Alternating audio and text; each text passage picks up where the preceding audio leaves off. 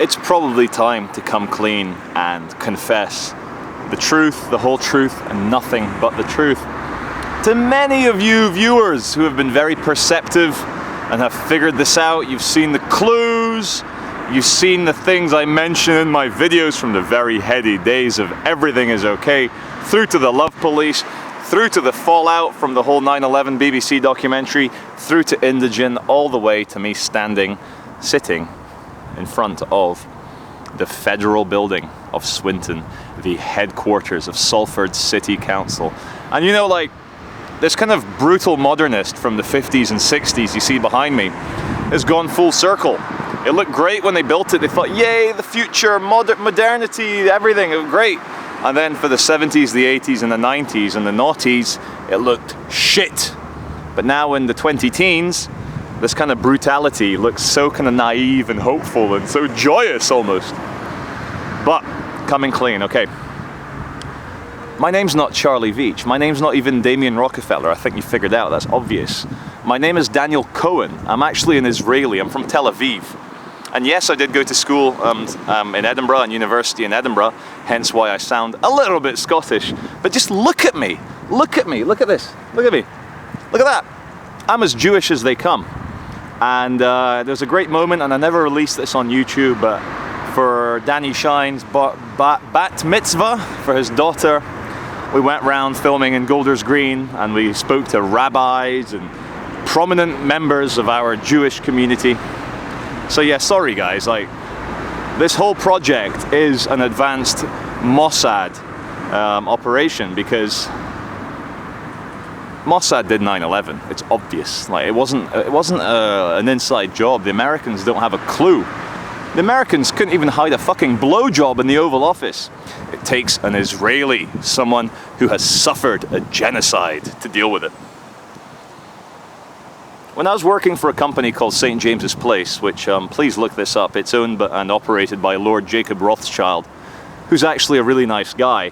And after 6 months in the company, as an associate partner of St. James's Place, one of the top private wealth management firms in the world, Jacob, we're on first name basis, he came to me and goes, Charlie, look, you've got the mark of Solomon on your head, you're left-handed, we know who you are. And like, you know, this kind of white patch, this natural white patch. I said, Mark of Solomon, what the fuck are you on about, Jacob? He goes, you were prophesied to arrive in 1980. And by the time you were 33, the shit would hit the fan. And I'm only 33 for another 6 weeks, so we need to be quite worried. So Jacob, he goes to me, look, you're a good wealth manager, but how would you want to actually fulfill your childhood dream and start making films? Well, we'll help you in terms of, we'll make your videos go viral instantly. We have the people for that. And I was like, what do you mean? Like, what the fuck is this? And remember, this was back in 2008, 2009, when I was a young warthog. I didn't have a clue about international relations. I didn't have a clue about spy wars. I didn't have a clue about Islamic extremism. What I did know a lot about was dubstep, drum and bass, ecstasy, acid, cocaine, cannabis, alcohol, and womanizing.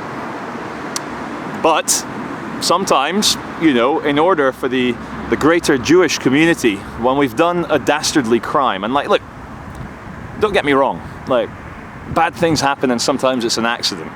But other times, you need to create something called the love police. You need to hook up with an Orthodox Jew, and you need to go out there and really fuck with people's heads. And so I said, okay, Jacob, you're a Rothschild. He goes, yes, I am.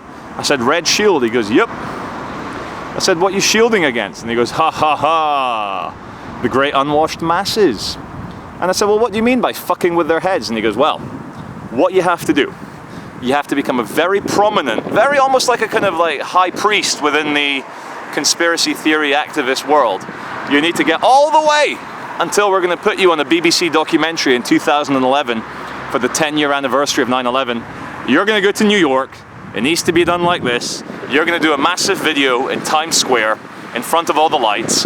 You're going to insert a certain sound bite. And if you go back to the, what did I name the Times Square video? No emotional attachment to dogma or something? Or the truth is more important? Check out that video.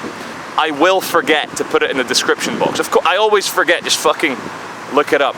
And in the first 10 seconds, there's an audio clip. It's very loud, it's very annoying, but it's actually software for your brain. And the point was, shall I say, was to drive the love and light people into anger, insanity, retribution, and vengeance. And it worked. It worked. People that used to say love and light is the only truth, everything else is an illusion, they became angry, egotistical, and the 9/11 truth movement, it collapsed to such a point that not even Luke Rudkowski talks about it anymore. Anyway, I love Luke, I love Dan Dix.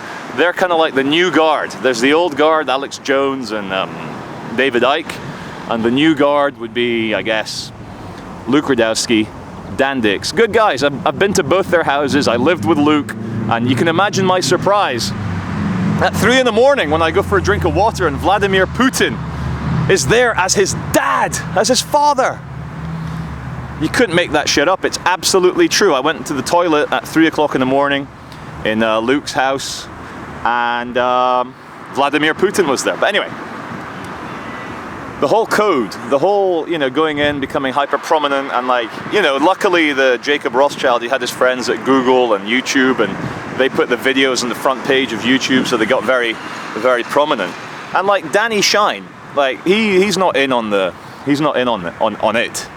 When I told him the truth, I went round to his house, and he started to have his doubts. He started to go, fucking hell, this Charlie Veitch guy, he might as well have horns. And at the time, I didn't tell him that my name was Daniel Cohen, and he was worried because I was mentioning Lucifer in the videos. He goes, is this man a Luciferian?